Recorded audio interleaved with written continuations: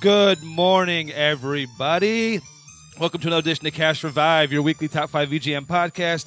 I'm your host, Matt Heimerl, and this week I gave Steve and Brian the day off because they just looked mentally drained from dealing with me for so many weeks. So instead, I am live on location at the BART, which is a bar arcade in Orlando, Florida. And joining me is the amazing owner and operator, Mr. Chris Brown. Say hi, you gorgeous sir there. Oh, thank you. Gorgeous. Hello, everybody out there. And with him is his social media and event liaison, awesome guru guy, I should say, Mr. Brandon Specht. I'm not sure I actually have a title. I just kind of hang out. Well, I combined two into one there. I like it. It sounds good. It makes it more professional. Sure. Yes, it does. Wow. So today this episode is going to be all about Chris's personal favorite tracks because we're here to really promote the bar and a lot of the awesome things that he's doing for the community here, not just for the artists, but for also gaming in general. And Chris, you are should I say you're like an aficionado when it comes to like arcade games? Because I'm looking around right now and you have a lot of pristine looking cabinets and even pinball machines in here. It all started with arcade, for the most part, because growing up in the arcades and stuff like that, so you always everyone was like, I want an arcade machine in my house. Right. You're always like that. And then by opening a bar, it allowed me to actually do that, to start getting all the arcade machines that I wanted, and more so the classics that I grew up with. Yeah. But that's not to say that consoles weren't a huge part of my life as well. Yeah. So how many would you say that you have consoles-wise? For like arcade cabinets? Yeah. I get asked this question all the time, and I have like so many that are like coming in, or like ones that I've purchased that I meant to repair and just haven't got around to. So right. I have no real clue. But I would say on probably around more than 20, less than 30. Okay. Maybe. That's a good number. I don't think the question is how many he personally has. It's how many does he have access to. That's an even more ridiculous that number question. jumps up. Yeah, that spikes to something I can't even begin to try and figure out how many. Chris and everyone with the BART are big. We're big in the community. We have a lot of community arcade and pinball. A big family, and definitely a lot of games we have access to at any given point in time. And when you're dealing with something as old as like a lot of these games, like your Pac-Mans, your Asteroids, right. Stuff like that these machines weren't designed to last just 30 some odd years. Yeah. They're last just enough to take your money and then be done and then go out to pasture. Yeah. So obviously tracking them down, and then especially ones that are in good shape, it's very difficult, and that's why you need the community. To be able to have access to all those ones. Now, and I've seen like so much support lately. Like I've seen, you're collaborating with a lot of local other groups. You're moving cabs from place to place. So in a sense, you're kind of like creating like a network of like arcade cabinets. So you guys are like sharing each other's property, which I think is fantastic. Yeah, in the kind of like when we first started, before like everyone started collabing to help like bring different gaming to other people's like events and conventions and whatnot that are going on.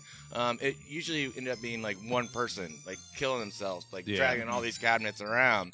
And then so I started chatting with everybody. I'm like, well, hey, if you bring a trailer load of games, that's easy for you to handle. If I bring a trailer load of games, that's easy for me to handle, and so on. So we get 3 guys, and then say we just bring 5 games apiece. That's not hard for one person really, right. To move around. So, but then that brings 15 games to somebody's event, which is a decent presence. Yeah, that's fantastic.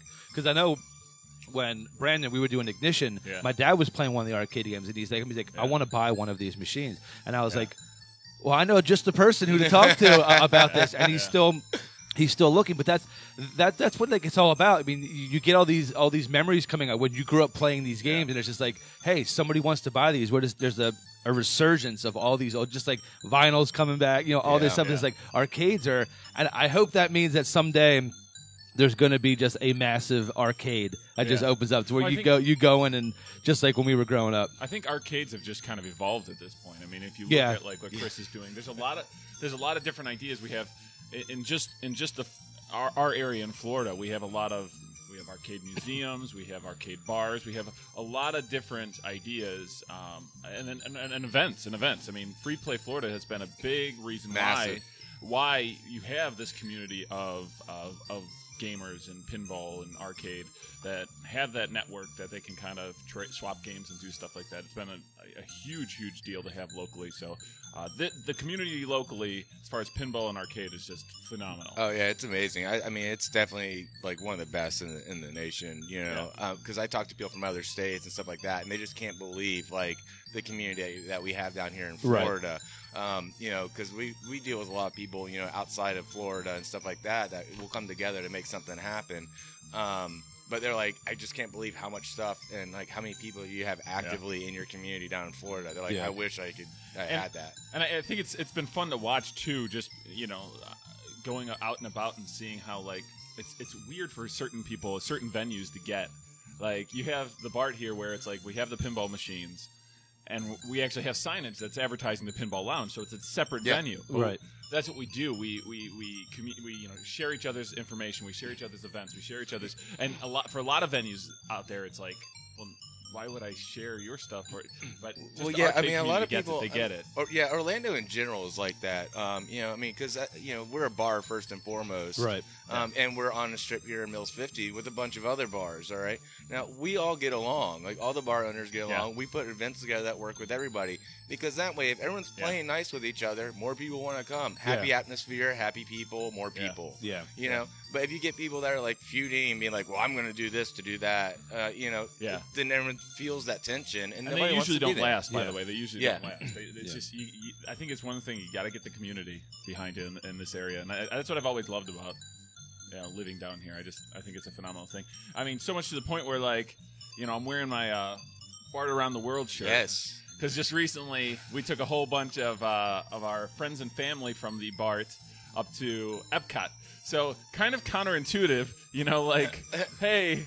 Yeah, the bar's open, but let's all go to Epcot and drink. But well, I mean, it's another way of promotion, though. Also, look at it that way. Absolutely. I mean, we had this giant group of people wearing these bright neon yellow shirts. Oh, yeah, absolutely. Everyone's like, "Who are all these people? What are they doing?" Yeah. So multiple people kept getting stopped and asked, "What is BART? What's going on?" So the whole time we're having a good time out there, we're also still promoting the BART. Yeah. And it's great because, like, some people that run these establishments, some of them might be like, I'm not going to hang out with these people outside of work. You're here to collect, but you're like, set this up and like, if you want to come with us and have a great time, then let's go. We're going to hang out and it's just great that you're not only at this location but outside. You're trying to build this community of people. It's like this is a second home. So come come have some drinks, play some games. Let's just have fun. I mean, I try and keep it that way because that's reminds me of why I first was going to a bunch of like my original bars that I liked so much. Right. It had that same kind of feel. Like the owners. It's that whole like Cheers kind of mentality where everybody knows your name. That's right. And you get in there and you just it's like your second family. Yeah. I mean, it's what a pub is basically all based around. It's a public house. It's where they would have town meetings and everything. Yeah. So it's keeping that mentality and just that nice sense of community. Yeah. And side note on the BART Around the World thing, that one of the things I thought was kind of funniest about the whole event was there was a couple people who couldn't come with us out to Epcot, but they had passes to Universal. So we actually had, I think, 5 or 6 shirts out at Universal. Out at Universal walking around. They made their separate event with the same shirts, BART Around the World, but they were going around Universal Studios. That's awesome. Yeah, it's double funny. promotion. Yeah. I mean, we're so large and such a good family that we span 2 amusement parks. Yeah, that's awesome. That's so cool. Yeah, and that was just the first time we ever did it. So can't wait to see. So next time. there'll definitely be a second. We're even talking a reunion in like October. Yeah. So not even like a year away. Everyone, let's get back out and do it again. We need to get like one person at SeaWorld. Yeah, just walking around just by himself. Hey guys, just selfies in front of everything. That would be awesome. Now, aside from the cabs, I see you have art on the wall. So you guys also do art shows and you have even like live instructional things here as well, right? Yeah.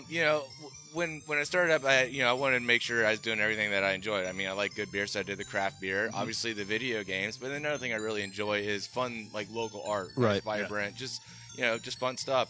So we'll showcase like a different local artist. About every 4 weeks the show will change, and then we also started up a thing called Art at BART, where it's like you've heard of the paint and sips, where you'll go and you get your wine and you paint like a scenery or something like that.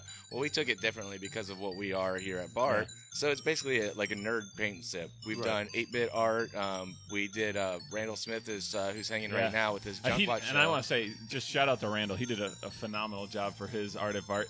So he's got his artwork up right now, which is I think I think it's fair to say it's one of our bigger shows. It is definitely one of our larger shows that we have. Yeah, this is number 3. Is No, I believe this is his fourth one. Fourth Junk Pop show. So yeah, and then he was one of the first artists we had in here right when we opened. The people who came out to his art at Bart. I mean, it was such a fun atmosphere, and I just came out just for the fun of it. I was just like, I want to come out and see how Randall does. I want to help him out because it was his first one, and he did a phenomenal job. Just a lot of fun.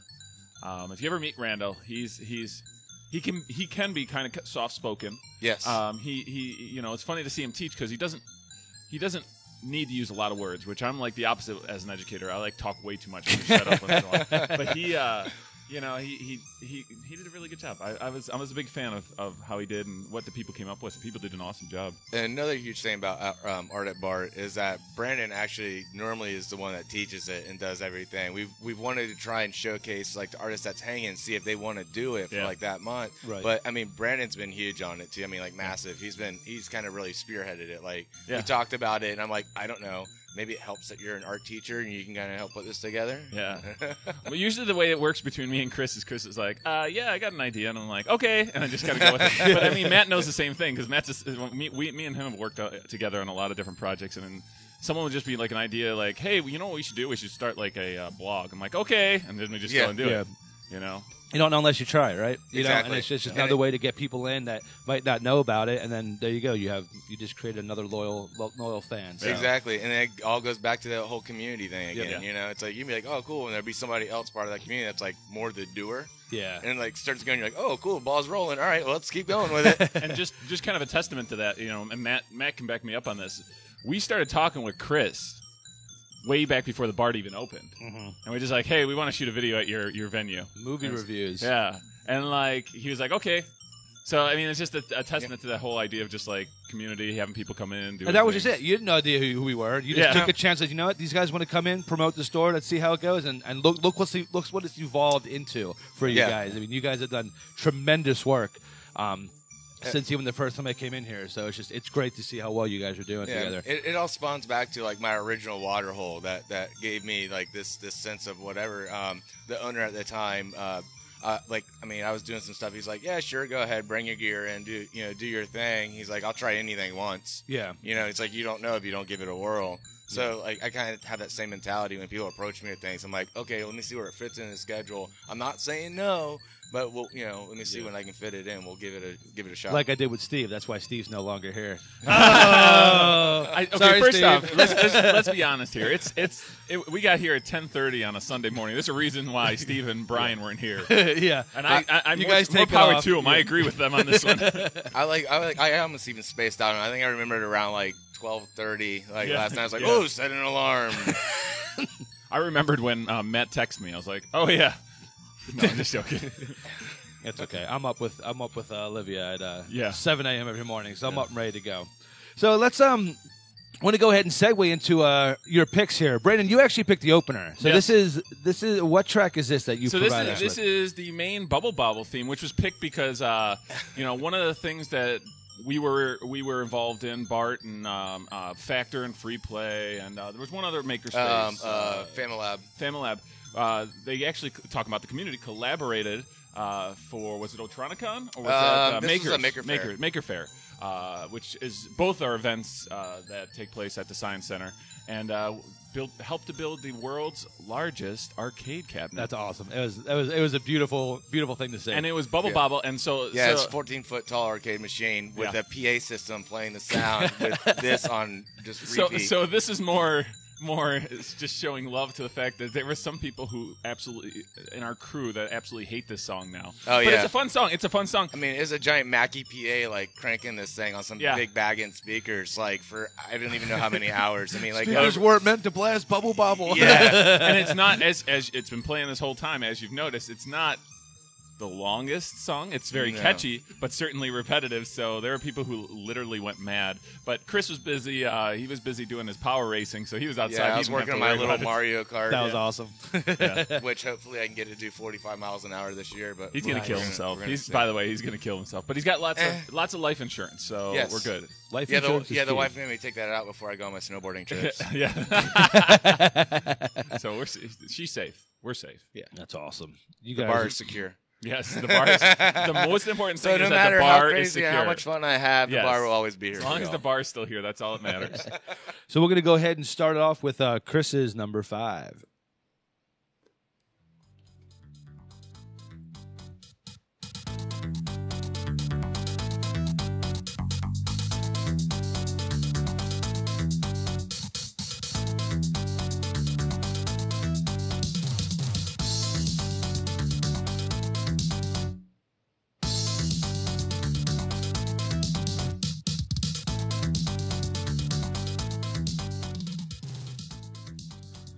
So I actually put on a little medley here because this is Outrun. Yes. This is and Outrun is a hard game to pick tracks on because all the music's very catchy. But you know what? Since they're kind of short, let's just do a medley of all the tracks that they have to offer. I love that game, by the way. Yeah, it's fun. I mean, you get to cruise around in a Ferrari with a blonde with long hair, and then this jazzy little tune kicking in there, you know. And you can live through crashes that should totally kill you. You know, it's a really good one when the people are ejected from the vehicle. And they're just kind of like, whoa. And she's all busted getting up back to the car like, oh, let's get back in it and take another ride. Yeah. This is one of the cabs that actually appears regularly at the bar. It is, yeah. Who owns it? Is it you or Keith? No, I actually own that one. Yeah. I bought that one. A really beautiful condition cabinet. Absolutely. And the only reason it hasn't been back in here in a little bit is because I have to do some monitor work on it. Right. And that's about like 98% of the time with these cabinets, it's monitor work. And so you just get tired of it. And you're like, oh, I got to do something with the monitor. Well, that's going to sit over there for a while because I'm just finished doing a monitor. Yeah. So that's why it's kind of hanging out for a little bit. But yeah, it comes in. You know, it's an beautiful upright. It really is. It's one of my favorite the drive ones mech works really good on it, shifters and everything. We just put like new springs and had like the whole. And that's the thing. That one's a particular cabinet that has a lot of different components. I mean, it does. It has a lot of difficult. Yeah, the components that are actually some of them are pretty tricky to come by. So you end up like fabricating something different. Yeah. But when I purchased that one, the person I purchased from, Mick with Free Play, one of the founding people from Free Play, I bought it from him. He had like a brand new like drive gear, like B drive gear, and like all this stuff for his steering wheel. He's like, oh, here, it goes with the machine. Yeah. I was like, fantastic. I actually forgot I had that, and I was like kind of Frankensteining some stuff together, and be like, oh, wait a minute, I have this whole brand new mech that I've been looking for, just sitting here in a box. So that was kind of fun. So was the Outrun cab, was that the one when you crashed, the wheel yes. vibrated? Yeah, I turned that off because that will also shake down a bunch of stuff. So like I'd fixed some things. So you can turn it on and off in the settings. Yeah. So I'll turn it off just so it doesn't shake the machine apart because when they're in here, I mean, it gets a lot of play.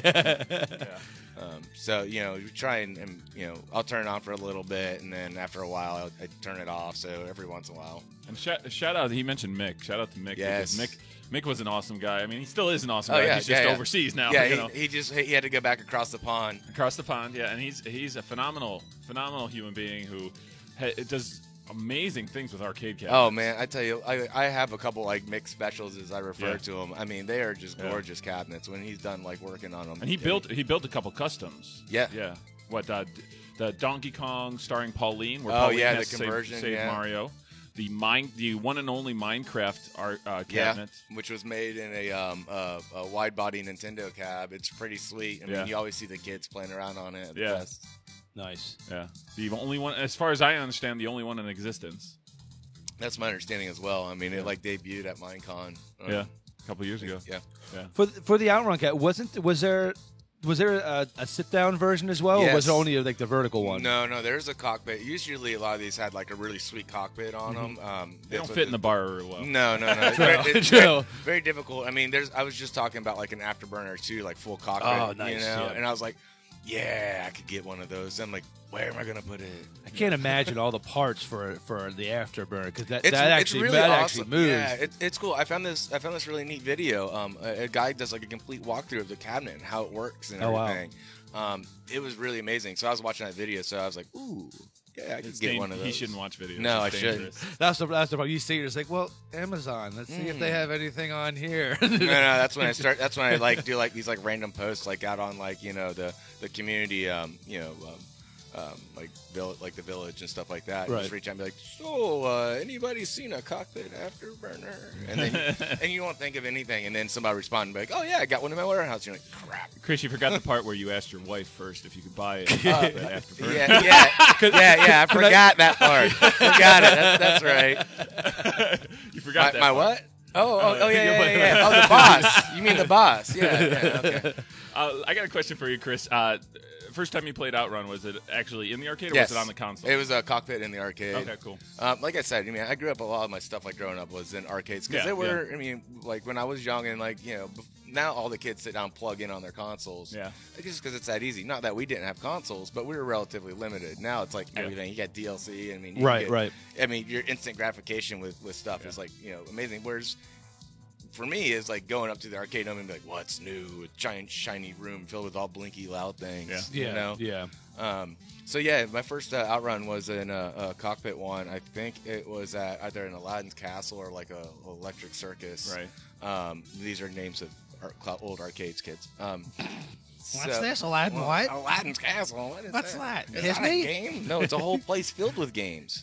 But yeah, no, it's great. You get to select your track in the beginning, but I was like, it was a fun game. I mean, I liked a lot of the drivers and stuff. As a side note, because it's taken Chris a little bit of time to fix the monitor on that one. I purchased it for the Virtual Console on my 3DS. But what's cool is it's one of the games that Sega's doing a really awesome job of re-releasing some of their old games in 3D format. Yes. So like Space Harriers out on 3D format, a lot of the Sonic the Hedgehogs. So Outrun was recently released in 3D. So I'm like, well, it's going to be a while before Chris has the time to really devote to it and fix it. So I'm going to download it. And it's just they're beautiful.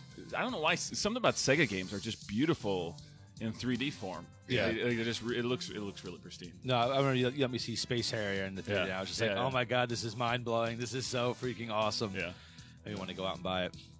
Well, good choice for number 5. Outrun is a game everybody should be familiar with. And now he has to top it.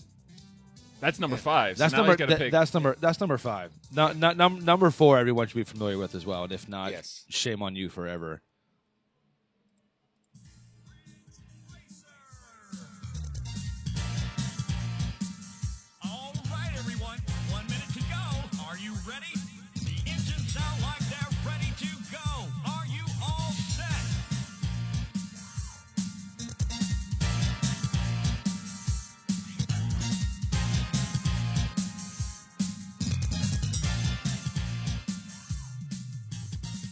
Anybody have a guess? It wasn't said in the beginning at any time. Ridge Racer, man, it's just a good game. It's a fantastic game. Yeah, I mean, I loved it. I just don't even know how many hours I played on it because I mean, it was like one of the first release titles when the PlayStation came out. Yeah, good old Namco. Yeah, so I mean, you sat there and it was like one of the first games you could really kind of get a nice drift into certain things and just great game, and it just had this real nice, fun, poppy music. I mean. I played bass when about this came out, and I believe you are also a bassist, so you can enjoy some of the nice funk slap action going on in there. So the competitor at that time was like Gran Turismo, like did you prefer Ridge Racer over? I did, just because again coming from arcades, like a little bit more of the arcade kind of stuff. Like it reminded me more of the stuff that I was playing in the arcades, right? Like not as like realistic and stuff of that nature. Yeah. But I mean, I like those as well. But I mean, I like the real arcade kind of feel. This like the super like you can't do that in real life. Things. So that it makes the gameplay more fun and less stressful.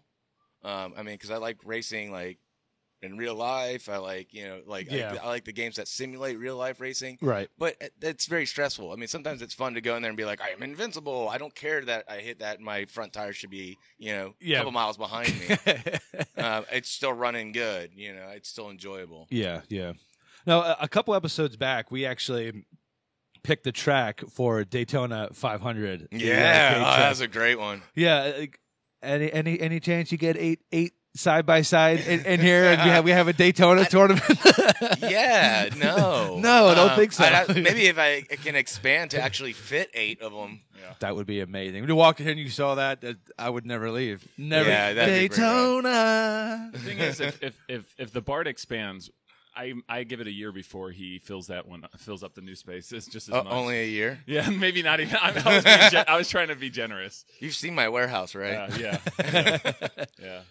Like I said, like he was saying before, it's basically already like a second one of these, and it's overflowing. He's gonna visit Amazon, start looking up new things to bring in, and which is great actually. I mean, there's always something new going on here. So. You'll have to have like where it's just all the walls are covered in cabs, and then the bar center is right in the middle. Yeah, to be like a horseshoe bar. It's like a round table that people are just sitting in the arcade games surround them. Like, yes. Yeah, all the chairs will be on casters, so everyone will be lazy and just kind of wheel from their game over to the bar and then wheel back to it. I love it. Yeah. Brandon, have you ever played any experience with Ridge Racer? You were a PlayStation guy, right? I was, but I spent most of my time playing Jet Moto. So I'll allow it though. I will allow it. We went through those. I don't know. That was the one. Maybe that was more because it was a little. I don't want to say it's sci-fi because it's not. It just so happens you just have hover bikes or something like that. So it was a little futuristic for some reason. It was very different from like the normal racing games, you know. So it was a nice different take. Like Wipeout when those came out. I mean, hooked. That stuff was fantastic. Yeah, that whole. I don't know why that one spoke to us. It's just for some reason we liked Jet Moto. Yeah. Because I know when we were at Goodwill one time, you found Jet Moto 2. Yes, and you were all freaking. You're like, this is like the best one that we played like so many times growing up. Awesome. That's is it like a run around the store holding it above your head kind of moment? And then he opens it up and it's got like Muppet Adventures inside. You're just like, damn it! Who did this? Then I go home and play Muppet Adventures and I'm like, well, okay. I'll allow it. So bad. Nice. Yeah, the Ridge Racer was always great. Like, I didn't play too many of the following ones. I mean, are they up to like 5, 6 or something? Are they really? I think they're up to 6. Yeah. 6, yeah. So, like, I mean, I remember, like, because the PS1s had this really interesting issue to where, like, it wouldn't play properly unless you flip them upside down. So I remember many times, like, putting my Ridge Racer in and being like, shut the lid and flip the console immediately upside down so I could just play. Yeah. Yeah. Racing games are always going to be just a staple of video games. Yeah. I mean, they're so freaking fun. And sometimes it's not like you have to use a lot of brain cells. It's just like, it's just cool to it also depends on like which level you're at. I mean, when you get into like some of those crazy, like, you know, super psycho, whatever class that game particularly has, to where you already got to know the track and start your turn, you know, before you're even out of like the first one, you know, you're already working on your next turn because it's just on you so quick. Yeah. I kind of outgrew all like the super serious, like the Forza, all that realistic. I still stuff. like a lot of Forza stuff, but I mean, I gotta have like that nice resistance wheel and everything. I have to have that kind of real feel to it. One of the latest driving games that I actually played that I really enjoyed was a game called Blur. Because it was a modern racing game, but it had Mario Kart elements. You picked up and you shot him, but it was like realistic driving, and it didn't do very well. But that's probably out of the Mario Kart. That was the latest one that I actually played. I think it was for Sega Saturn maybe or Dreamcast, the Tokyo Extreme, where you're like on the interstate and like you souped up your car and you get behind somebody and flash your lights and like drag them down the interstate. Nice. That game was amazing. I think it was for I think it was Dreamcast because I think it was part of when everybody was like ripping all their games, like go to Blockbuster, rent it, burn it, return it. Oh yeah, I forgot about that. We were horrible people. We destroyed. We destroyed the Dreamcast. That had enough money to rent a game but not buy a game. Yeah, we destroyed the Dreamcast. That's their fault. We just figured it out. Yeah. That's actually one collection I wouldn't mind growing. I mean, there's only like 10 games in all. You can like download everything and just burn the discs. I mean, that's true. That's true. I just want to say, side note: the last racing game I played was Mario Kart 8, and it was actually with Chris's daughter Finley. She shows me where all the exploits are. Yeah, nice. we all got together. I think. Yeah, we did. Right, it was actually at Matt's house. Yeah. And when it first came out. That's right. We were trying to unlock everything for the tournament at the Oblivion. And Finley just kind of drives off the side of Rainbow Road and starts finding like hidden paths. Yeah, to the side. She's like, just kind of like what are you pulling doing? Off the side and be like, "Oh, I didn't know you could do that, but now I do." Yeah, thank you for that, Finley. It's amazing the stuff kids are going to figure out now. Like I can't imagine when my daughter's like 8 or 9 years old. I mean, she's doing stuff like she has this Orbo Android tablet, right? And she's just fiddling with it. And I'm on the Xbox, just having something on the background, and an achievement pops up. It's like, "Congratulations, you've successfully paired a device with your Xbox." I was like, "How did?" You're 3. Did you? Right. You just paired something with my Xbox. How did you figure this out? She's like, head turn, smile, and just shoulder shrug. I'm just like, yes, keep doing it. Sit her in a room alone with the original Legend of Zelda, and then come talk to me.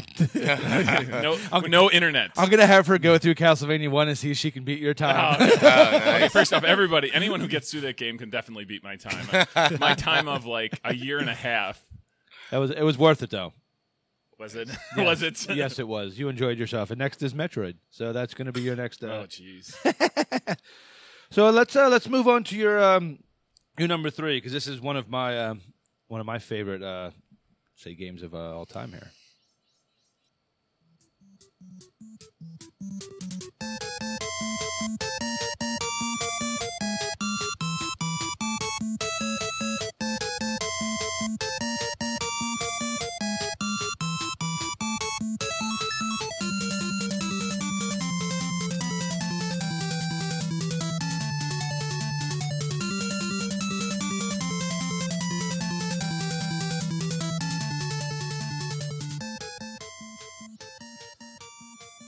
I absolutely love this game, and I love this. It's so track. amazing. So, how do you pronounce this game? Faxanadu? Faxanadu. That's what I thought. I've heard so many different pronunciations of this game, and that's what I'm going with as well. Yep, that's what I've always known it as. Yeah, because every time I say it, I was like, Xanadu. You Yeah, made fun of me. You're Xanadu the movie? I mean, we were doing that on our whole podcast. Well, we had talked about shooting a video at some point that was Faxanadu, but in the style of Oh, Xanadu. that's funny. Have it like the whole game, but on roller skates or something like that, and then take place during the 70s.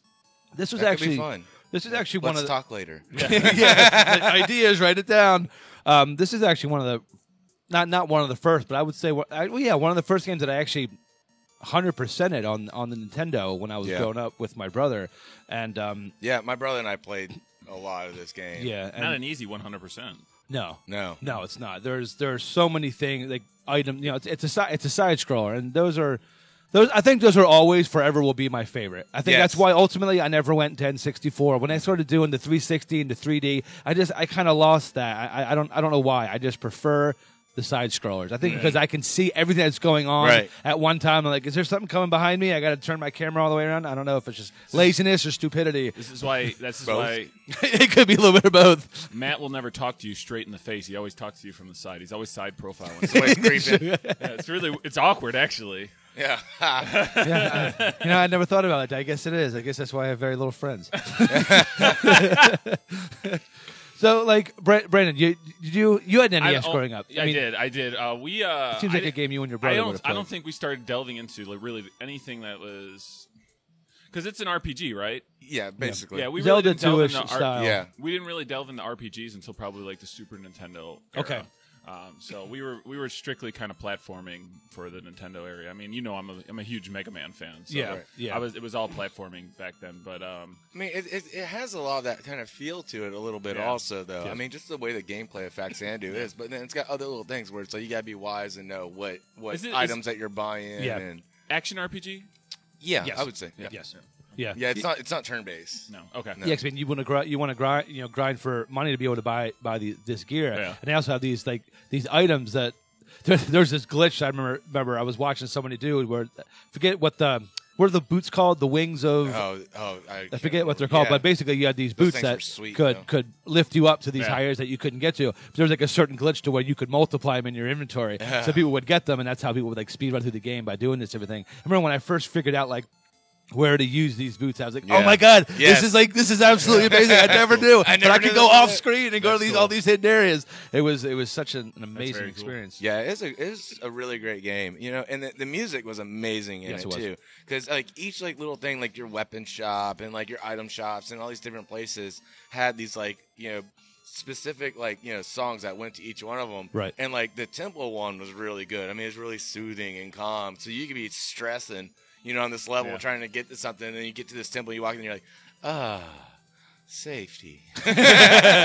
And this game was brutal. I mean, don't get me wrong. I mean, when there was like literally no hand holding in this game. No. You start off walking into a town, you're like, okay, what the hell is like. Everybody, like, there's like a plague going on. I was like, what the hell am I supposed to do? Then you leave the town, you start fighting stuff, but you immediately just like start wandering out, like fighting enemies. Right. You're just like, where am I supposed to go? I can't beat this guy. Let me go back to town. Oh, okay, I need to stay up and buy this armor and this stuff. Now I can progress, and then when you get enough, then you go back, and then it's almost like the game that created farming. I think. Yeah, I can agree to that. Yeah. So much farming in that game. That game is so gear-based. I mean, it's so gear-based. Yeah, I mean, but it's a brilliant thing, too, if you look at it. Because then, as on like a gaming, designer and programmer, aspect, I mean, it's great. Because you can make this game that's not technically that long. Right. But it makes the player do a bunch of stuff that extends the gameplay out of it. Right, exactly. Exactly. Kind of Zelda 2-ish? Yes. Yes, a lot of backtracking, a lot of back and forth, and like you said, you're accompanied by an amazing soundtrack. I mean, a lot of it too. I mean, it is a little directional driven, to where it's you got to go back to this one, but it also has some things you're like, oh wait a minute, where was that? Oh, that was right, that was back at this place. Yeah. So you got to kind of remember, it's not just totally walking down a hallway. Right. There's lots of different ways you can. Back in the days when you had to make notes for towns, yes. When you weren't like, oh, let me just fast travel here and I'll go here. Like, nope, okay, this town sells this for this much. I'll keep that in mind. Yeah. Then you get to a point where it's like, I need to break this. Was it? Oh wait, there's that item I needed to go get. Now I got to go back and get it. What's the last game that you had to do that for? Oh my god, the last game I had to do that for, man. Because I know mine was possibly Super Metroid for me. I mean, in terms of actually writing out maps and item locations and like hidden doors that I couldn't get in and stuff like that. Maybe because, like I said, I played maybe one game for N64. I went right to PlayStation. So possibly that, or Resident Evil, Silent Hill as well, because I couldn't really play horror games, so I had people. I was usually the note taker. I'm like, what's that note? So they write it all down in case you need to revert to it for later. I would say probably that, Resident Evil, Silent Hill was probably the last time I had to make notes. Fable not too long ago, and I kind of made that difficult for myself because I was I just created a bunch of headache for myself, and by putting a bunch of things in different places, so I had to sit there and constantly remember where everything was at. Yeah, and I was like, oh, okay, and so I stopped playing it. I just watched someone do a playthrough of Might and Magic for NES. Oh, nice. That game, it took him 86 hours to go through it blind. Oh wow! I mean, you should have seen his note sheet. It was like he wrote a book. I mean, it's just like that. Looking at that, I mean, it went back to what we said before. Sometimes that's the only game you will have for a long time. Right. He says, and it makes you think and use your brain. Yeah. As much as I love gaming now, there's too much hand-holding. Well, there's not enough. You know what? Here's a game. Figure out what you got to do. I'm not going to tell you crap. Use your brain. Explore. Hit every wall in this room. Figure out where you got to go. Goonies 2 style. That is just, oh my God. By the way, we totally used guides for Goonies 2. Oh yeah. Well, that was something. Yeah, absolutely. There's no way now I would have the patience. Oh gosh, I would really like to know how many people alive, not alive ever, have been able to beat Goonies 2 without any type of guide. Yeah, you're combining Metroid and Shadowgate gameplay into one. It's two games that are nuts by themselves, and you're combining them together. Why would you do? There were points in that game, and it was just stuff you can't punch through this wall, so you got to use a hammer on this wall. And there's nothing to tell you. It's not like in Zelda where maybe there's a wall that's kind of misshapen or something like that. There's nothing to tell you that. So it's just I'm like, man, I honestly think that some of these game developers just out and out hate people. Just hate humanity. Look at the stuff that's still being found out. I mean, look at the MK cabinets, arcade cabinets, where they just found out the new menu where you can see all the. That's right. Yeah, that's right. It has a thank you screen, and then it's got another happen? One. That's incredible. Well, I mean, if you've looked at it and the way that they do it, I mean, it's a sequence of hitting block buttons between the 1 and 2 player, and it's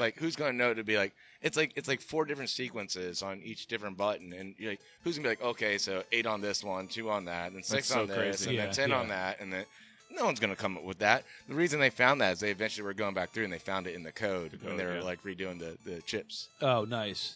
So that's how they figured it out. It's so cool that stuff exists, but it was never uncovered during a legit tournament. Someone just wait a minute, what the hell is this? Yeah. Stop everything! What's going on? World first. Yeah. I could literally do an entire episode on this game, so I might actually put that on the list because I actually really enjoy. I'm getting so nostalgic right now. I want to go home and play this. Screw the Orlando City game. I'm going home right now. I'm going through it. I went out and repurchased a copy of this. I mean, this is a couple of years ago that I did it, but I was sitting there and I was thinking, I was going through I'd found a bunch of all my old Nintendo stuff and started playing it, and I was like, wait a minute, where's my Faxanadu? I can't find my Faxanadu. Wife in here now. I gotta go. So I kind of went around town and I was finding some stuff, and I saw it sitting in a bin. I was like, "Yep, found it.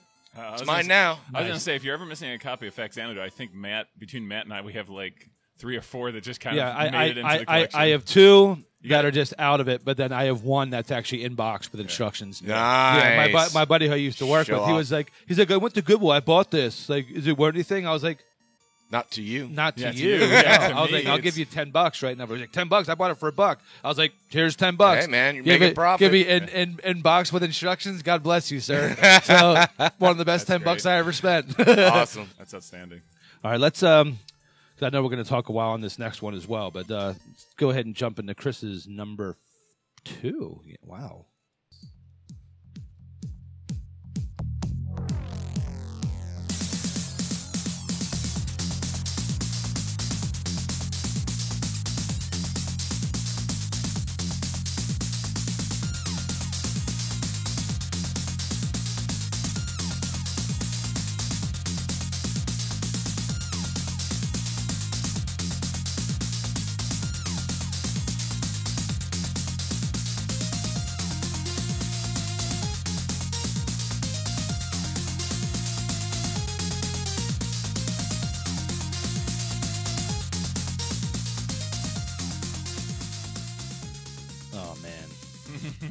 When this track always starts playing, for some reason, the first thing that pops in my head is Ace of Base.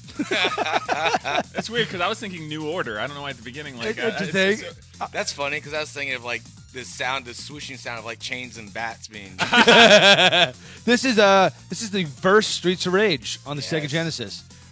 The beat 'em up to end all beat 'em ups, man. It was great. This you is just beautiful. Sat there, and then like the opponents, it took a couple of whacks on some of them, so you just sat there and it's just like this.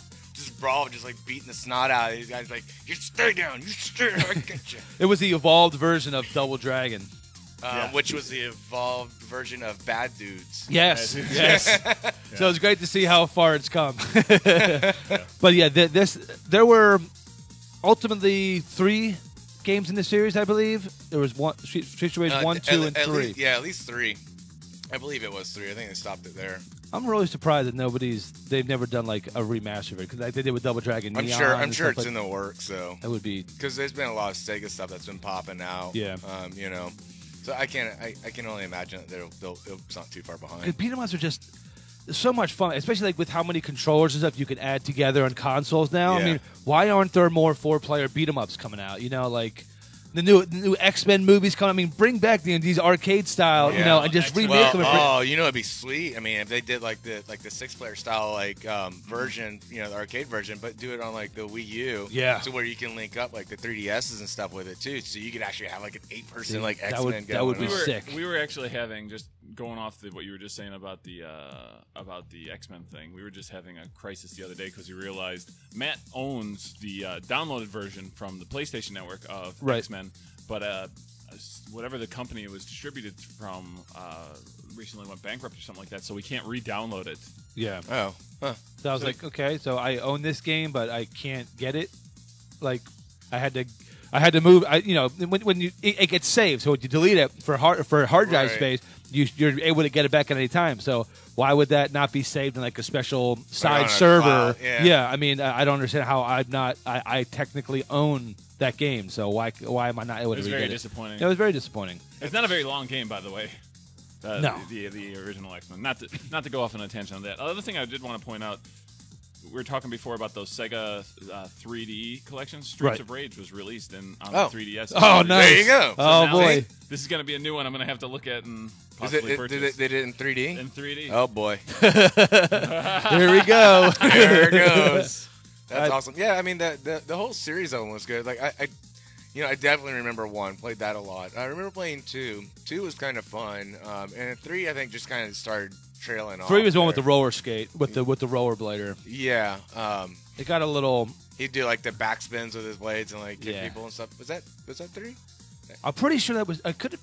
2? I don't know. We'll figure that out. I'm gonna do a little fact checking. No, hey. See what happens when Brian's not here? Yeah. There's no one. Brian, where are you? We need a fact checker. Come on, Brian. He's with Thomas right now.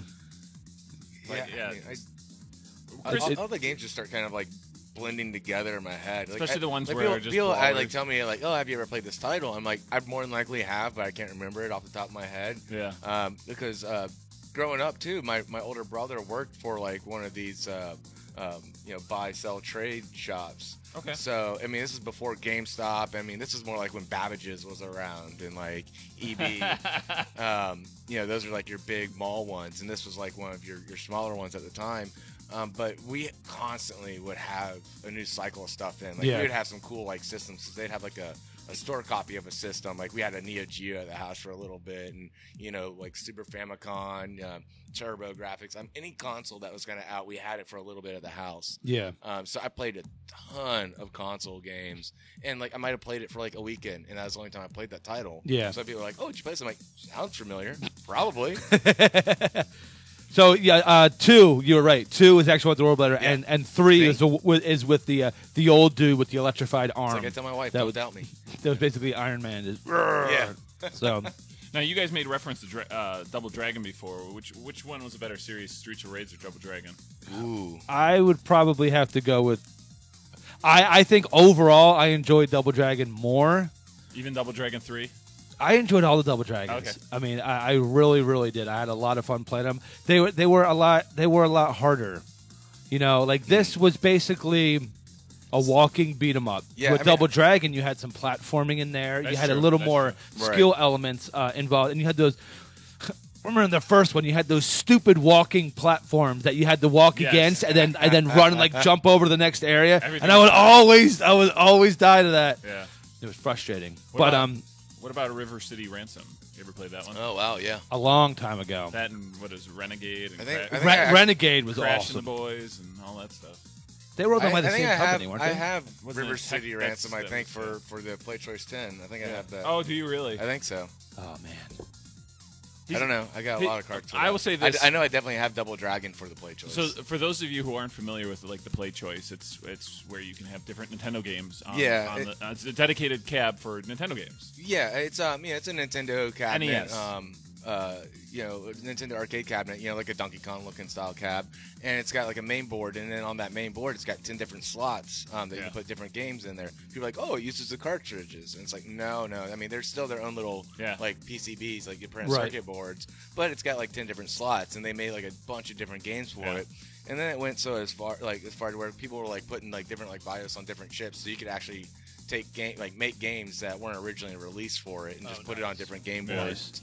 Oh, are they easily accessible? The games, or I mean, it is. It's easy to buy like the reburn chips. Like the original stuff's a little bit tricky to come by. Some of them are like DuckTales can be kind of hard to come by. Oh man, that'd be great. What's the other one? Chippendales. I have. You have Chippendales. Yeah, I got both of those. I wanted to say first off, Chris's collection for his Play Choice is just I got like 2 buckets of games. It's the original ridiculous. Goonies, which wasn't released in the States, so that's a really key one because that was only released for the Play Choice. Correct. So that one's awesome. I think Blades of Steel. I don't have Blades of Steel. You don't have Blades of Steel. I think somebody. You have Punch Out though. Mike Tyson's Punch Out. I have Mike Tyson's Punch Out. Yep. Dr. Mario. Contra. Do you have I got Contra and Super C. I got both Super of them. C. Yeah. So his collection on the Jackal. No, do I have Jackal? No. Oh, Jackal. I got Russian Attack. What's the one that you like? It's Ninja top Gaiden. down. It's guys shooting. Akari Warriors. Do you have Akari Warriors for that? I don't. Okay. That game is nuts, by the way. Yes, that was a great game. Yeah. That was another one I played a ton of. Remember the Akari Warriors cab at the? We went to the. Was that free play? The original one. Maybe that's what I was thinking of. Yeah. Because we saw out there, and I was like, oh my god, there's an Akari Warriors cab. This is out of control. Well, there was a sold. There was a Blades of Steel arcade cabinet. We have to get that. You and I have to. We have to verse each other. I'm so upset. Like I had opportunities before. I had space to buy all these games. I was at one of the auctions, and it was a stripped-out Blades of Steel cabinet, but it was like the original cab. Right. No monitor, no boards, or anything like that. But I mean, all that can easily be found. But it's the cab itself. And I was like, and I think I could have got it for like $10, $20.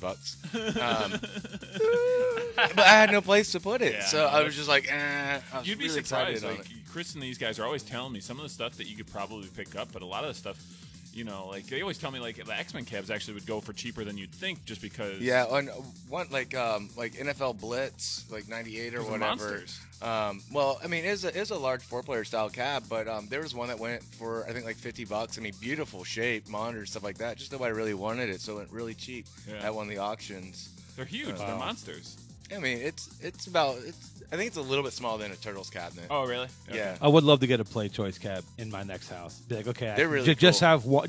have one of these in there with 10 games of my choosing. Yeah. Well, then you get like me. You get like buckets, and you have all the different games in there, and you just kind of switch them out. Well, or you when get, it gets to that point, you can go shopping with actually, me. I believe I know somebody that has one for sale.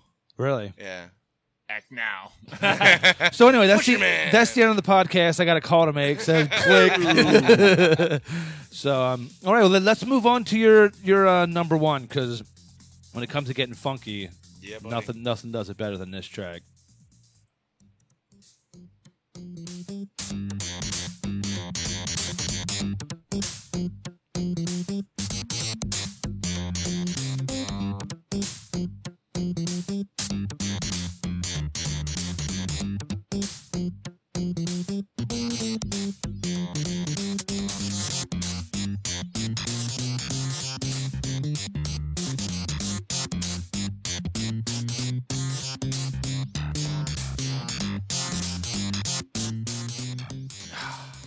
Toe Jam and Earl, baby. Yeah, man. And they're actually someone is actually doing a new Toe Jam and Earl. It's from my understanding, it's the original guy is like wrote it or something along those lines. But it's gonna be like a blend of like the original, like how the gameplay is, and then I've seen some work on it, but like it's kind of like a SketchUp like art kind of deal. Yeah. Looks really cool. It does look really cool. I'm very excited over it. Brandon, remember when we had Jeremy over, and we had a guy over, and we had a green screen out with the gameplay in the background, and he was sitting there playing this on the bass. Oh, awesome. We recorded it. A lot of like, I mean, he was kind of improvising too. So I mean, he was Well, having- that's the beautiful thing about like music like this and like bass and I mean one of the things that I really liked about this game is because it did have that kind of funk. Like I really enjoyed funk. Like I grew up listening to all the Chili Peppers stuff. Yeah. Like Thelonious.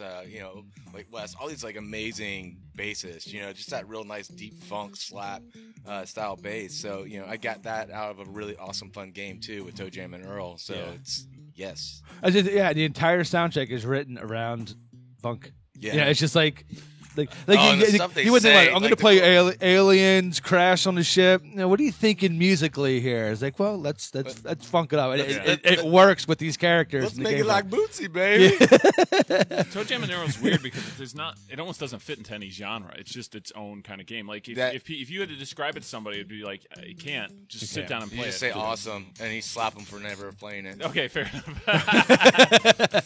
It's when I was growing up.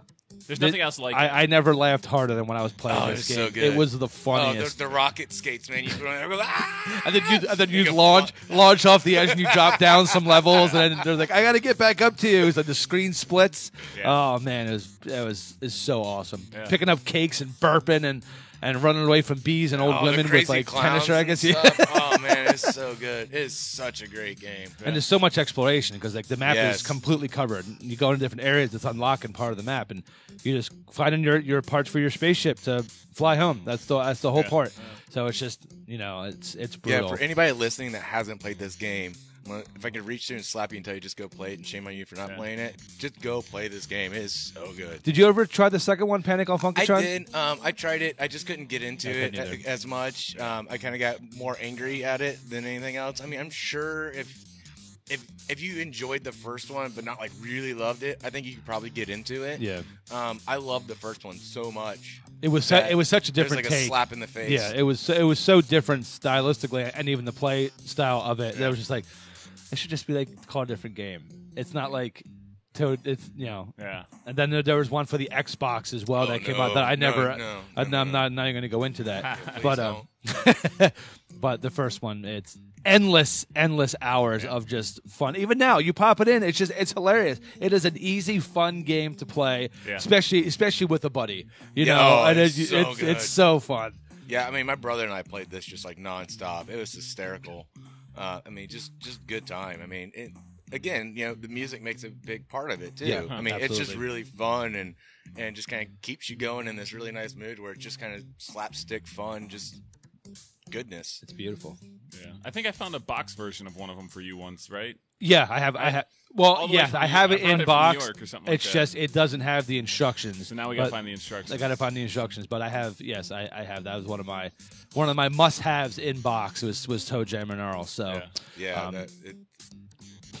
so good. It's like all my Genesis games I want in box with instructions, but like I have like 10 out of the whole collection that must be pristine and everything. Yeah. And this is one of them. And the box and the cart itself is absolutely beautiful condition. Awesome. I have to find like a mint condition booklet, and then it'll be complete. Matt and I keep like a list of like our like must-haves if we ever see them. But the problem is like now I think it's got evolved to the point where the only things left on the list are like things we could never justify spending the money on getting. Right. You know? Like, yeah.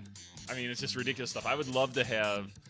There was one Mega Man game that was produced for the Game Gear, just one, and it's something like $120 now or something junk like that. I was looking at Lukey Games is again like if you dig and bend, bend dig and all that kind of stuff, try and find some of these games and just can't come across it, and it just gets to that point where you're like, I'll go and check out see if Lukey Games has it. Sometimes they'll have it. Sometimes some of the games are reasonably priced. Sometimes you're like, how much? Yeah. I saw like a Nintendo card. I can't remember what title it was off the top of my head, but I mean, I think they wanted something like $500 for it. Yeah. I don't even think that was like in box or anything. DuckTales 2 goes for $250 now, and I'm just like, I can't. Yeah, the most I spent was when you got me that Diablo 1 in case with instructions. That was like one of my holy too. grails. It's a really good deal. Because the guy knew I was talking across like multiple states because I was in New York, and that was Matt's all the way down to Florida, and the guy's like, it's $40, Matt.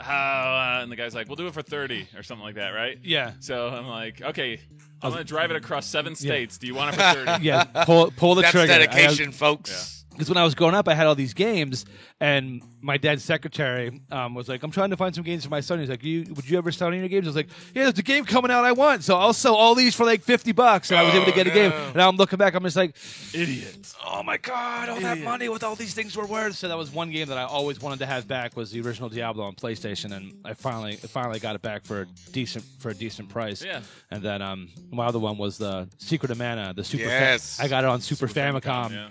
Nice. In box instructions, I mean mint condition. See, all right. So for the Super Famicom, there's a bunch of really awesome RPGs that came out. One problem with them, all in Japanese. Yep. So I mean, you can understand. You learn where like all the things that you need are on your menu items. You don't really know, but I mean, the one thing that doesn't really change is the numbers. So at least you know what your stats are. Yeah. You can kind of figure it out, but like the story's completely lost on you unless you happen to, unless you've played it 100 times and you know exactly what's going on. Or you can read Japanese, or you can read exactly, stuff. Exactly. But, I unfortunately cannot. But they were still good. I mean, I played a bunch of really cool ones that were on Super Famicom. Yeah. But no idea what was going on. That's one of my on my to-do list is to actually get myself a Super Famicom. So I want to get one of those. Again, I mean, you can. I mean, there's all kinds of ways you can do it. I mean, you got those Retron 5s and stuff. I think run the Famicom games, right? And Super Famicoms. Yeah, the 5 or the 8 does it. I think. Oh, okay, nice. So I mean, you can get it for pretty. I got one of the original Retron, and the it 3. It didn't work super. Like my controller or my sound didn't work on one of them, and I was just like. I didn't know, but I hear that they've improved like a lot. So my 3, I like my 3, but like when you get it, it comes with those controllers. Yeah. You just take those and you throw them in the garbage because the controllers that comes with is complete crap. Yeah. And then you got to have the original controllers for whichever console. Nice. Plug that directly into it. Oh, okay, cool. Because the ones that come with it, the way they use it's like RF, so there's a massive lag. Yes. And it drive you insane. Like I got it, and first time I tried to use them, like I put like Dr. Mario in, so I'm sitting there like this. And why is there a second delay between these actions? Oh man, it was the worst thing ever. Like I got so angry. I think I actually like twisted one and broke it in my hands. Dr. Mario's a game you cannot have lag. No, not at all. But then I plugged in like some original controllers to it directly into the console, and it worked just fine. Yeah. And it's nice being able to have all those ones with one console plugged in. A lot of Sega games on your list, I must say, my friend. It's funny when this came up, I didn't realize how much of the Sega stuff I played. I mean, I knew I played a lot of it, but I guess it was more like the music from the Sega. Yeah. It was that era of what they were doing, because you got into that larger bit, and so you get into that 16, so they could start packing a little bit more music and stuff in there to make the game run better. But yeah, and then I had a Gen 1 Sega Genesis like the year it came out with Golden Axe. And then I got like the original Gen 1 Sega CD, so I had with the big drawer and everything. Right. At one point in time, I had the Gen 1 Genesis with the Sega CD, and then right next to it, I had a Gen 2 Genesis with a Gen 2 Sega CD, because why not? Yeah. I don't know. And then like a 2600 sitting like nearby, and then like a NES sitting by with a SNES, and just kind of console overload.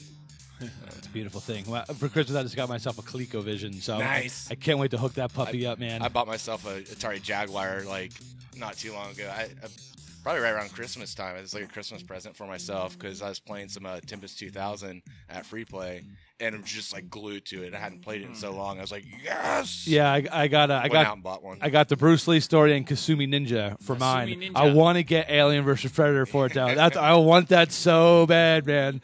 Ninja. That game's horrible.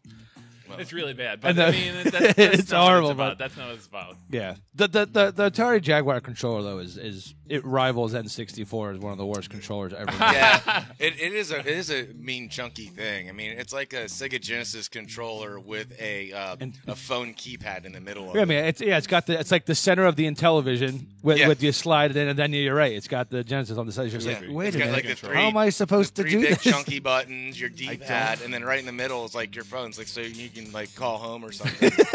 Nah, Ma, I'm not coming back. I return this? Playing. I don't have enough fingers. Yeah, the controller is massive. It is, and it's not like it's wide, but it's thick, man. It's like this thick. It's like holding two Whoppers. I find myself like playing it kind of funny. Like I actually like hold it like almost like on top of it, and like because I can't really hold the sides of it. It just feels funky. Yeah. So like my hands kind of like drift towards the top of it. Yeah. And just play it like kind of weird, but gets the job done. It does. It's meant to be played with two people. One person takes one side. Well, this switch. You get that side, I'll get this side. Get it done. Nice. 4 hands on that puppy. Well, that's a good list, Chris. Yeah, glad you got some good tracks in there. It's definitely it was more difficult to come up with a list than I anticipated it being. Yeah. Just because there's so much stuff, so I tried to think about the things that immediately jumped out at me. Right. There's so many too. It's all about nostalgia. Yeah, again, like the Tempest 2000 track is awesome, and like a lot of those ones, like the Crystal Method did a game called N2O for PlayStation 1, which is really fun. Is like their launch album, like it all kind of came out at the same time, right? And then the whole Wipeout series was all good because it's just that real high energy, I guess it's like EDM the kids are calling it now, and it was electronica, it was techno, it was whatever they were calling it at that time.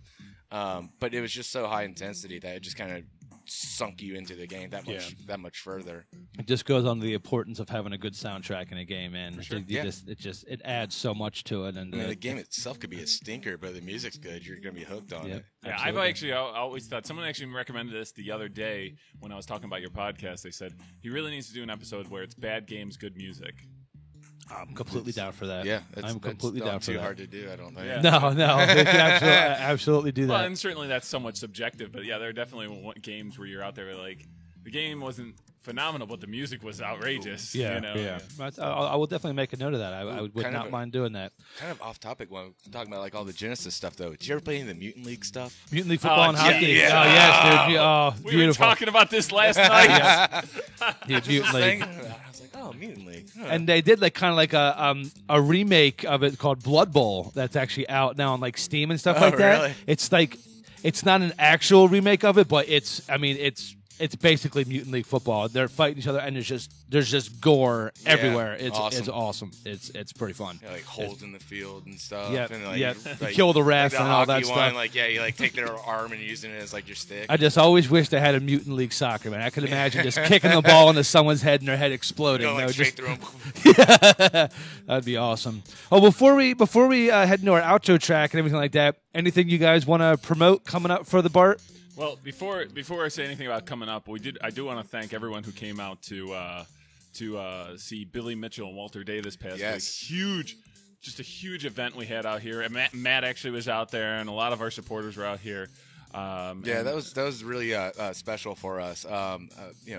Billy Mitchell and Walter Day, two guys that have been with the arcade from the beginning, right? And so it was really huge to have them here at our fun little establishment, you know, and then for them to say nothing but good and positive things about it too. It was good. I don't know how to say it. Just marker of where the BART is at this point. Yeah. Time. It's like, okay, here's where we are. We had Billy Mitchell and Walter Day, two of the biggest arcade legends. Yeah, I mean, if you're into arcade and pinball, I mean, you know who these guys are. It's not like I've never heard of these people. Then you've never played an arcade game in your life. Yeah, I mean like in Wreck-It Ralph. I mean, the guy that runs the arcade. I mean, Mr. Litwick. Yeah, that's based off of Walter Day. And then what's his name? What's the character in Pixels? There's one who's loosely based off of Billy Mitchell. Yeah. Oh yes. I keep wanting to say Tyrion. Yeah. Oh yeah. That starts up tonight again, doesn't it? Yeah. Oh, maybe. Uh-oh. Peter Dinklage. His character in that is loosely based off of Billy, which is funny because Billy Mitchell. We were talking about this at the event. They had me stand up next to him, and I'm a tall guy, and he's a tall guy. So the fact that they picked Peter Dinklage, who is not known for being tall by any means, to be that character, but if you've ever seen King of Kong or Chasing Ghosts, I mean, and then the new one, the reason they were in town, a new Florida Film Festival, Man vs. Snake, about a gentleman, Tim McVeigh, not the one everyone thinks of, different one. First person to make 1 billion points on an arcade game called Nibbler.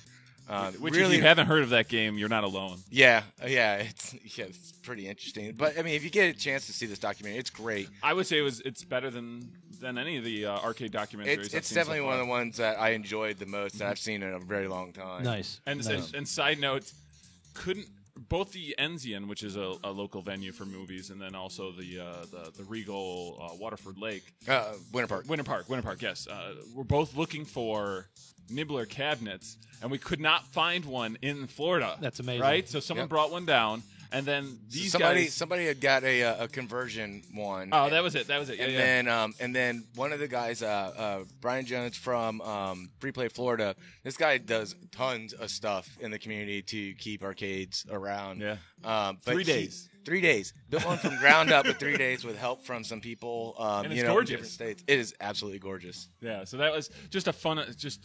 So big thanks to everyone who participated in this event. And anyway, big thanks to the Florida Film Festival for allowing us to participate in all the things we did. We gave out free tickets and whatnot. So that was awesome. We still plan on continuing to do some more Art at BART. We got this Tuesday coming up. We have our Battleground BART. It's first Tuesday of every month. We do a fun kind of tournament style that you would have at your buddy's house, where everyone just kind of sits around. It's free, and just everyone kind of heckles each other and just has a good time. And this next one's going to be run by Matt from Cast Revive. Yes, it will be. Yeehaw! No pressure. That? Star Wars. Yes. Star Wars. Yeah. Live long and prosper. Right? Am I doing it right? You're fired. You're done. All right. We need to find somebody else for this, I think. Chris said we'll always try anything once. Once and only once. We have that. When Walking Dead's back, we'll be playing that. As people love coming out and watching Walking Dead at the BART. Because nothing's more fun than watching dead people on screen while getting drunk, or someone get beaten by a baseball bat. Yeah, don't even get me started on that finale. Don't even get me started. But other than that, anything else you're forgetting? It's just great art. We got Parker's coming up here. We're gonna have a great art show coming up. Yep. Parker Sketch. All this stuff you can find. We're really active on our Facebook page, which that's why Brandon. That's why I'm here. Brandon makes it. Brandon. It great. Check us out on Facebook. Look up BART on Facebook. Check us out. Follow us there. Subscribe to our events. Because that's a great way to not miss out on anything we're doing. You can actually when you go to our Facebook, check out the event page and click subscribe. That way, anytime there's an event coming up, you'll know what's happening. You won't miss out on any of our cool stuff. Yeah, because there's all kinds of tons of... And sometimes it's spur of the moment. I mean, this Billy Mitchell thing, this happened in the course of a week. We were able to pull everything together with the Florida Film Festival, giving out free tickets, get Billy Mitchell and Walter Day inside the bar. I think we got confirmation on when they were coming, I think we were at BART Around the World when I finally got the confirmation on the time. So it made the day that much better. It's like, all right, we're good. It was a party. Yeah, it was a party. So just just subscribe to our events on Facebook. That way you don't miss out on a thing, because we're always doing something fun here. And I got to thank Chris, and I love being a part of Bart, because there's a lot of great venues here. But I think Bart does an excellent job of keeping up the standard of quality. Thank you. You don't see that from all the different venues. There's a lot of great places locally, but Bart really keeps the standard up there. Chris is a great guy to work for, because he'll always tell me what he wants to do, what he doesn't want. You know, and that's that quality control that not everybody has a bearings for that. I certainly don't all the time. Chris has a good idea in his head what he wants to see the business. I'm pretty good at, I consider myself more the muse of a lot of things that happen around here, because I can come up with something. I can see it in my head, and if I can explain it to the right person, it'll actually happen. Yeah. And that's a testament to the network too. You just have people who help massive. you with the marketing and the whole branding of Bart. Everything's spot on, perfect with Bart, and that's I mean, you're always willing to help other people out. So people say, "Oh, Chris wants me to do something for him. I know I will get that back." Because hey, you need a cabinet or something for something. Right. You just know that it's not one sided. You're always willing to give back to. Sometimes it might take a little bit longer, but I'll definitely get back to you. That just means you're a busy man. There's nothing wrong with that. That is definitely our rule. I think our rule for this month was nothing more in April. Yes. That's why it's great that we got this podcast today, because it was nothing more in April. Yeah, no, it's definitely slowing down, which is good, because then we can get a little bit of a breather and start going ahead and planning a bunch of more fun things. Yeah. Sleep is good too. What's that? Yeah, what's that? Sleep is good. I'm the king of the siesta now. Yeah. The quick power nap in the afternoon. Yeah, I had a 45-minute hard sleep, I think yesterday or something like that. I woke up out of it and I was just oh, what's happening? I don't know. Was I asleep? Or was I just close my eyes? You close your eyes and then you open them up. It's just a 45-minute thing. You're what's going on? What day is it? What's going on? I wish I could power nap. I just can't. I lay down and was nope, it's not happening. That's all I can do anymore. I'm man, I wish I could get a full night's sleep. Nah.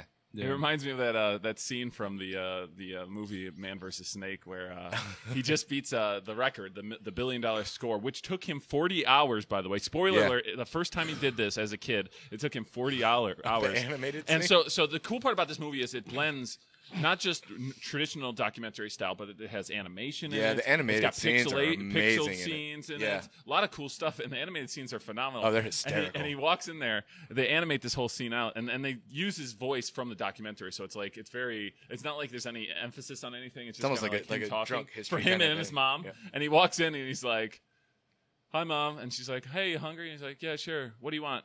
"Macaroni and cheese." And he sits on the edge of the bed, lays down, and falls asleep for 2 days. Yes. So it's 2 days. 2 days.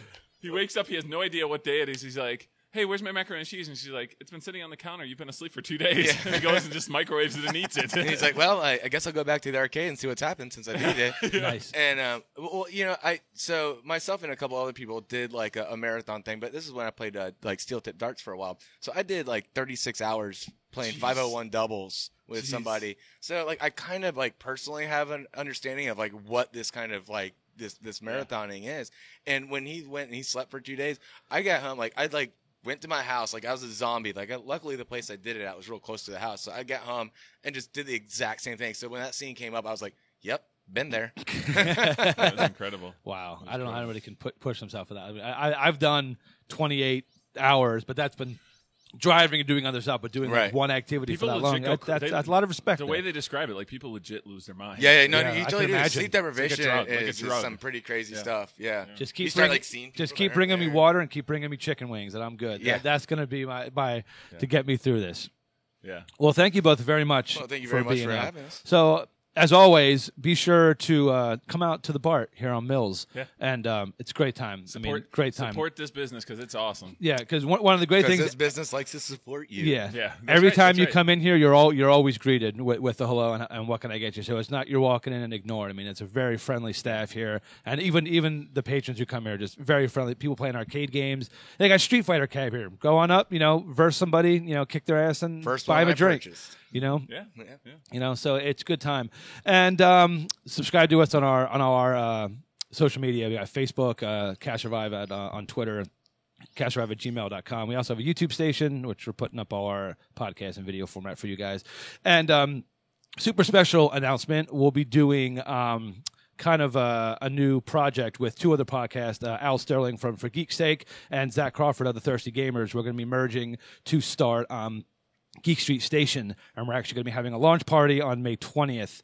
So there's going to be games, raffles, food, drinks, all that good stuff. So be sure to come on out. We're going to have more details on that as we get closer, but we'll have a new website where you can find all of our local stuff.